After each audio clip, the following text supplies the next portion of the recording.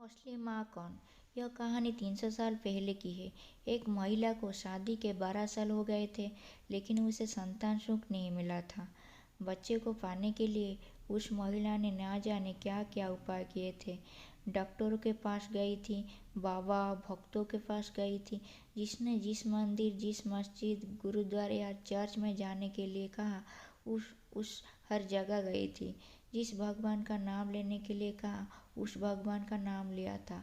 और जितने उपाय उपवास करने के लिए कहे सब किए। कहते हैं ना कि अगर दिल से और तन मन धन से कोई चीज़ चाहो तो मिल ही जाती है। इस महिला को भी उसकी तपस्या का वरदान उसके बेटे के रूप में मिल ही गया। 12 सालों की दुख, दर्द और पीड़ा अपने बेटे का चेहरा देखते ही सुख, खुशी और संतुष्टि में बदल गया। लेकिन अभी शायद उसकी तपस्या बाकी थी। शायद भगवान को अभी उसकी और परीक्षा लेनी थी। जब उसका बच्चा 1 वर्ष का हुआ तो एक दूसरी महिला ने उसका बच्चा चुरा लिया। सोचिए उस माँ का मनोस्थिति क्या होगी, जिसने दुनिया में सबसे ज़्यादा जिस बच्चे के लिए अपनी ज़िंदगी जी थी, उससे उसका बच्चा ही छीन गया। उसे ऐसा लगा जैसे कि किसी ने उसका बच्चा नहीं, उसके शरीर से उसकी आत्मा ही चुरा ली हो। उस दिन से उस माँ का जैसा खाना पीना सोना सब टूट गया था। उसे ना भूख लगती, ना प्यास लगती, ना नींद लाती।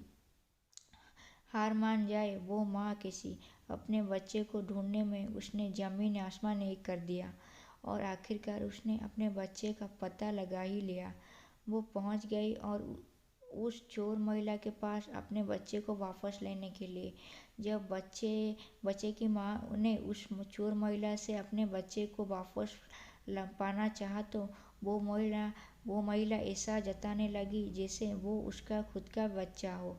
जब बच्चे की माँ को लगा किसी भी तरह से बात बनती नजर नहीं आ रही है, तब वो उस मुद्दे को राजा के पास लेकर गई। राजा के दरबार में दोनों महिला हाजिर की गई। दोनों ही महिला उस बच्चे पर अपना पूरा हक जताने लगी।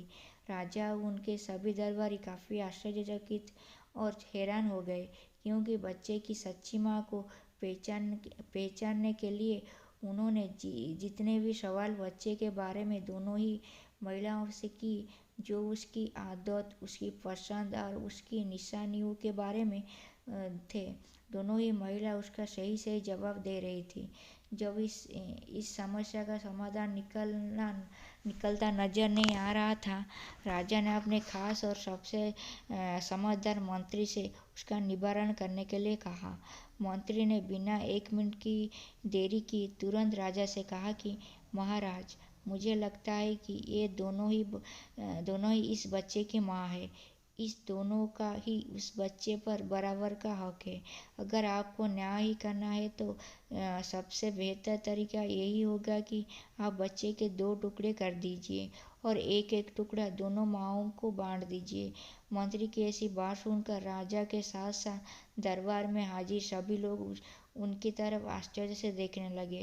राजा ने सोचा कि मंत्री के ऐसी मूर्खतापूर्ण बातों के पीछे जरूर कोई रहस्य होगा। वो बिना सोचे समझे ऐसी बात कभी नहीं कर सकते। राजा ने तुरंत अपने सिपाहियों से कहा कि मंत्री की बात पर अमल किया जाए और उस बच्चे के 2 टुकड़े कर दिए जाए। बच्चे की असली माँ ने यह फैसला सुनते ही राजा के पैर पकड़ लिए और बोली, महाराज, मुझ पर इतना जुल्म मत कीजिए। आप चाहे तो बच्चे को उस महिला को दे दीजिए, लेकिन उसके 2 टुकड़े कर मत मारिए। मेरा बच्चा मेरे पास नहीं रहा तो चलेगा, इस दुनिया में तो रहेगा। मंत्री जी ने राजा से कहा, महाराज, यही उस बच्चे की असली माँ है, और जो वहाँ पर शांत खड़ी है वो है चोर। राजा ने तुरंत उस बच्चे को उसके असली माँ को सौंपने के लिए कहा और उस चोर महिला को फांसी की सजा सुनाई। बच्चे की असली माँ को उस दूसरी महिला पर जिसने उसका बच्चा चुराया था दया आ गई, क्योंकि उससे मिलने के बाद उसे यह पता चला था कि वो भी उसी परिस्थिति से गुजर रही थी जिससे वो 12 सालों से गुजर रही थी। इस महिला ने अपने बांझपन बांझपन के चलते अपने गोद भरने के लिए उस बच्चे को चुराया था, और चुराने के बाद भी वो उस बच्चे को अपने खुद के बेटे की तरह प्यार करती थी। बच्चे की असली माँ ने दरबार में विनती कर उस महिला को माफ़ करने के लिए कहा। दोस्तों, ये कहानी हमें ये बताती है कि कैसे एक माँ अपनी औलाद के लिए कुछ भी कर गुजरती है, और यह भी सच बात है कि एक माँ का दर्द दूसरे माँ से ज़्यादा कोई नहीं समझ सकता। यदि आपको ये कहानी पसंद आई तो कहानी की लाइक कीजिए और चैनल को सब्सक्राइब कीजिए। Thank you.